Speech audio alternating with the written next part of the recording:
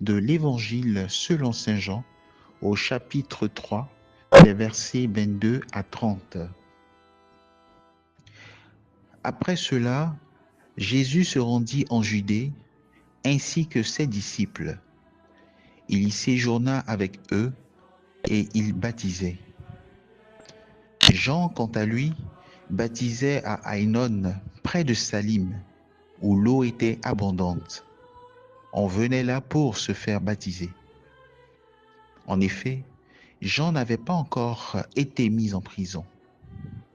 Or, il y eut une discussion entre les disciples de Jean et un juif au sujet des bains de purification.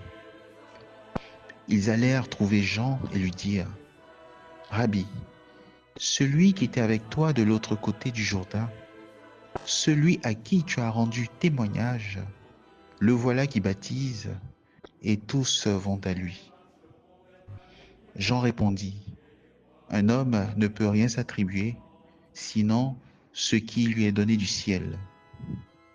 Vous-même pouvez témoigner que j'ai dit : moi, je ne suis pas le Christ, mais j'ai été envoyé devant lui. Celui à qui l'épouse appartient, c'est l'époux. Quant à l'ami de l'époux, il se tient là. Il entend la voix de l'époux et il en est tout joyeux. Telle est ma joie, elle est parfaite. Lui, il faut qu'il grandisse, et moi, que je diminue. Pour la prière préparatoire, nous allons demander à Dieu, notre Seigneur, la grâce que toutes nos intentions, nos actions et nos opérations soient purement ordonnées au service et à la louange de sa divine majesté. Nous allons nous rappeler l'histoire du baptême de Jésus, lorsqu'il sortit de l'eau et que le ciel s'ouvrit avec la colombe qui descend, et la voix de Dieu qui dit : « Celui-ci est mon Fils bien-aimé, en qui je trouve ma joie. » Pour la composition de lieu, nous allons nous représenter Jean au pied des cascades de Mans, où il baptise ceux qui veulent se convertir et où il va recevoir ses disciples et le juif. La grâce à demander, c'est une connaissance intérieure du Christ qui s'est fait humble pour moi, afin de mieux l'aimer et le suivre. Pour les points soumis à nos méditations, je voudrais vous proposer le premier point qui part des versets 22 au verset 24. Vous proposez de méditer sur les deux groupes constitués. Le groupe constitué par Jésus-Christ et ses disciples allant en Judée pour baptiser, et l'autre groupe constitué par Jean et ses disciples à Salim également pour baptiser. Méditez sur l'effectif probable de chaque groupe. Est-ce qu'il y a du monde auprès de Jésus ? Est-ce qu'il y a moins de monde auprès de Jésus ? Est-ce le cas auprès de Jean ? Méditez sur l'effectif de chaque groupe.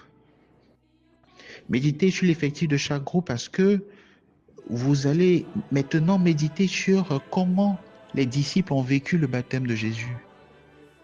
Ils ont connu le baptême de Jean. Il y a le baptême de Jésus avec l'intervention de Dieu. Comment ils ont été interpellés par ce baptême pour décider d'être à la suite de Jésus ou de rester auprès de Jean. Aussi, méditer sur le niveau d'engagement de ces disciples en fonction de ce message qu'ils ont entendu, en fonction du baptême de Jésus. Essayer d'évaluer le niveau d'engagement.